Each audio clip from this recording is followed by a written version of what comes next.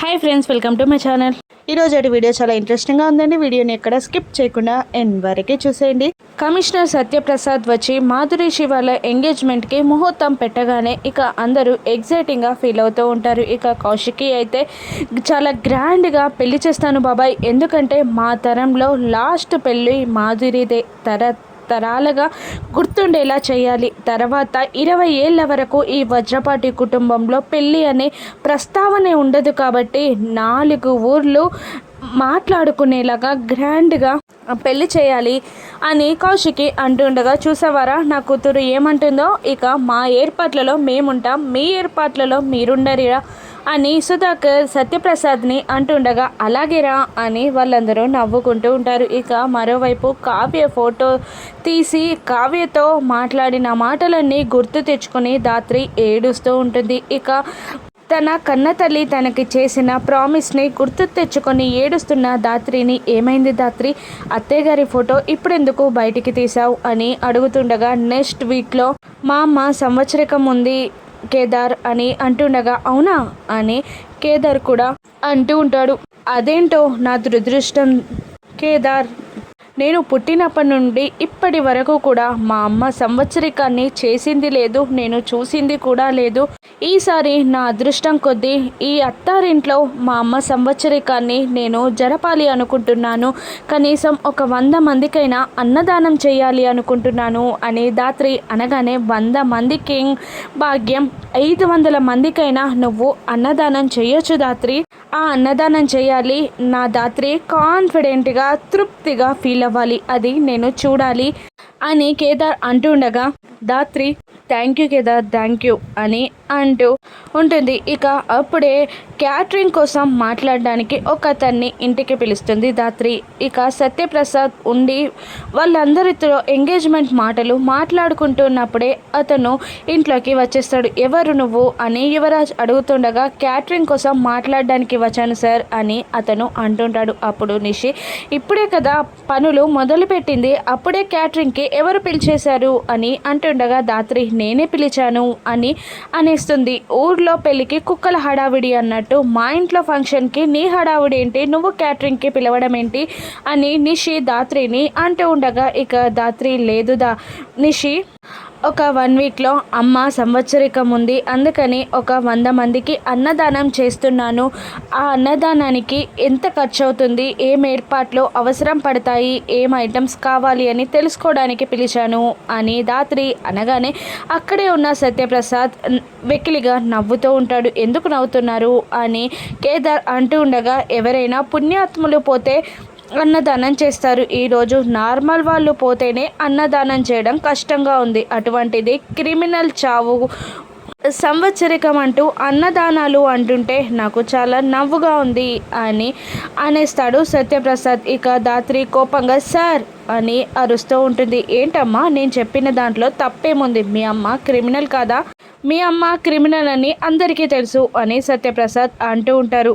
మా అమ్మ క్రిమినల్ కాదు అని ధాత్రి అంటూ ఉంటుంది. ఇక వైజయంతి, ఏంటమ్మా ధాత్రి, మీ అమ్మ క్రిమినల్ కాదా, మీ మేనత్త మొగుడినే చంపిందని ఈ లోకానికే తెలుసు అని అంటూ ఉంటుంది. ఇక నిషి కూడా కావ్య గురించి చాలా అసహ్యంగా మాట్లాడుతూ ఉంటుంది. ఎవరైనా పుణ్యాత్ములు పోతే అన్నదానాలు చేస్తారు, కానీ ఇదేంటి, ఈ క్రిమినల్కి కూడా అన్నదానాలు అవసరమా అని అంటూ ఉంటుంది. ఇక యువరాజ్ అయితే ఇలా అంటుంటాడు, నువ్వు ఈ అన్నదానం చేయడానికి వీల్లేదు, ఎవరైనా బయట వాళ్ళు ఈ అన్నదానంలో పాల్గొంటే ఆ క్రిమినల్కి మా కుటుంబానికి సంబంధం ఉందని తెలిస్తే మా వజ్రపాటి ఇంటి కుటుంబం పరుగు పోతుంది అని యువరాజ్ అంటుండగా, కేదార్ ఆపురా ఆపు, ధాత్రి అన్నదానం చేయొద్దు అనడానికి నీకేం హక్కు ఉంది, తను వాళ్ళ అమ్మ సంవత్సరికాన్ని జరుపుకుంటుంది, అది అడ్డుకునే హక్కు ఎవరికీ కూడా లేదు, తన కన్ని తల్లి సంవత్సరికం చేయొద్దు అనడానికి నువ్వెవరు, ఆ సంవత్సరికాన్ని అడ్డుకునే హక్కు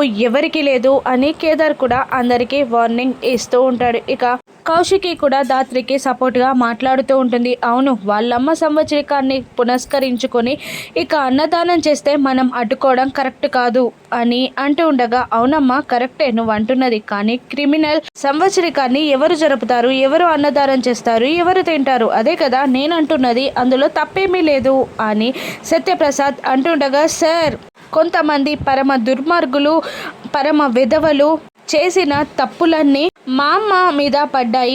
తొందరలోనే నేను ఆ దుర్మార్గాలు చేసింది ఎవరో కనిపెట్టి మా అమ్మని నిర్దోషిగా నిరూపిస్తాను అని అంటూ ఉంటుంది దాత్రి. ఇక 20 ఏళ్ల క్రింద జరిగిన దానికి సాక్ష్యాలు నీకు ఇప్పుడు దొరుకుతాయా అని సత్యప్రసాద్ అంటూ ఉండగా, ఇక దాత్రి ఈరోజు దొరకకపోవచ్చు, రేపు దొరకపోవచ్చు, కానీ ఎప్పటికైనా మా అమ్మని నిర్దోషిలా నేను నిరూపించి ఆ తప్పు చేసింది ఎవరో లోకం ముందు నిలబెట్టకపోతే నా పేరు జగదాత్రే కాదు అని ఛాలెంజ్ చేస్తూ ఉంటుంది దాత్రి. ఇక ఇలా అంటుంటాడు సత్యప్రసాద్, అయినా పరమ దుర్మార్గులు విధవలు అంటూ నన్ను చూస్తూ మాట్లాడుతున్నావేంటి అని అంటుండగా, ఇప్పుడే మీరు అన్నారు కదా సార్ మా అమ్మని క్రిమినల్ అని 10 సార్లు, అందుకే మీకు సమాధానం చెప్తున్నాను. అయినా గుమ్మడికాయల దొంగ ఎవరంటే మీరెందుకు భుజాలు తడుముకుంటున్నారు?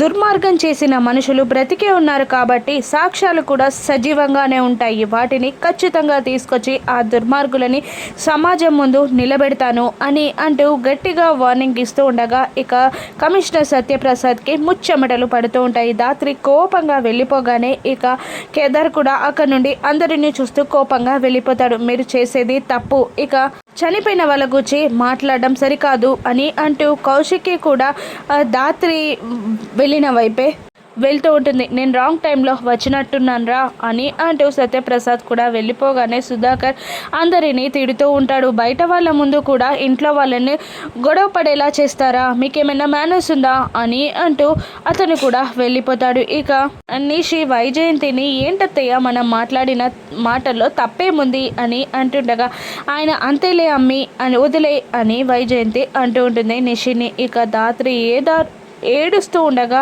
కేదార్ ఓదార్చలేక దూరంగా నిలబడిపోతాడు. ఇక ఇలా అంటూ ఉంటుంది దాత్రి, నువ్వు చేసిన తప్పేంటమ్మా? దుర్మార్గుల తాట తీసి వాళ్ళ ప్రాణాలు తీసి న్యాయాన్ని కాపాడడమే నీ తప్ప, డ్యూటీ చేస్తూ చనిపోవడం నీ తప్ప, సమాజం న్యాయం బాగుండాలి అని నువ్వు కోరుకోవడం తప్ప, అందుకే నిన్ను నేరస్తురాల్లాగా ముద్ర వేసి ఈ సమాజం నిలబెట్టిందమ్మా, అందుకే ఈ సమాజం అంటే నాకు అసహ్యమమ్మా అని దాత్రి అంటూ ఉండగా, ఈ సమాజంలోని వ్యక్తుల మాటలు పట్టించుకోవాల్సిన అవసరం లేదు దాత్రి అని కేదార్ అంటుండగా, లేదు ఖచ్చితంగా పట్టించుకుంటాను, మా అమ్మ నేరస్తురాలు కాదు నిర్దోషి అని ప్రతి ఒక్కరి నోట నేను చెప్పేలా చేస్తాను. వాళ్ళు అన్న మాటలకి వాళ్ళకి చెంపదెబ్బలా సమాధానం చెప్తాను, లేకపోతే నా పేరు జగదాత్రే కాదు, మా అమ్మని వాళ్ళు అవమానిస్తారా అని అంటుండగా, అవును దాత్రి ఖచ్చితంగా వదిలిపెట్టకూడదు, కన్న వాళ్ళని అలా దూషిస్తుంటే నాకే బాధగా అనిపించింది, కన్న కూతురివి నువ్వెంత బాధపడుతున్నావో నాకు తెలుసు,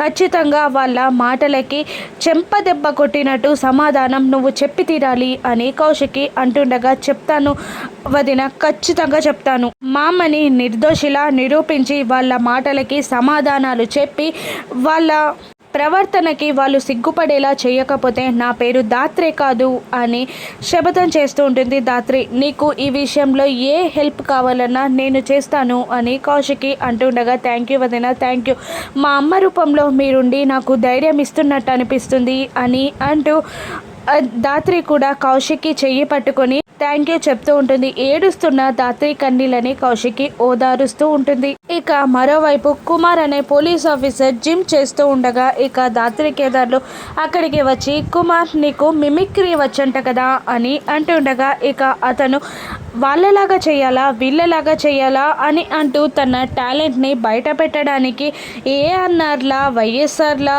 ఇక అందరిలా యాక్టింగ్ చేస్తూ చూపిస్తుండగా, వో సూపర్ టాలెంట్ అని అంటూ మాకు మీనన్లా మాట్లాడాలి అని దాత్రి చెప్తూ ఉంటుంది. మీననా? గౌతమ్ మీననా? ఏం మాయ చేసావే, ఆహాహా ఎంత బాగుంటాయో సినిమాలు అని అంటూ అతనిలాగా కూడా యాక్టింగ్ చేస్తూ ఉండగా, మాకు గౌతమ్ మీనన్ కాదు కావాల్సింది, మాఫియా డాన్ మీనన్, నువ్వు చేయగలవా అని అంటుండగా, చేస్తాను, ఏదైనా ఆడియో క్లిప్ కానీ వీడియో క్లిప్ కానీ ఉంటే చూపించండి అని దాత్రి ని ఆ కుమార్ అడుగుతుండగా మీనన్ వాయిస్ని కుమార్కి వినిపిస్తూ ఉంటుంది ధాత్రి. ఇక చెయ్యగలడా అని కేదార్ అడుగుతుండగా ఏమో చూద్దాం అని ధాత్రి అంటూ ఉంటుంది. ఇక కుమార్తో మీనన్లా మిమిక్రీ చేపించి యువరాజ్ జిమ్లో జరుగుతున్న డ్రగ్ మాఫియాని ధాత్రి బయటపెట్టగలదా?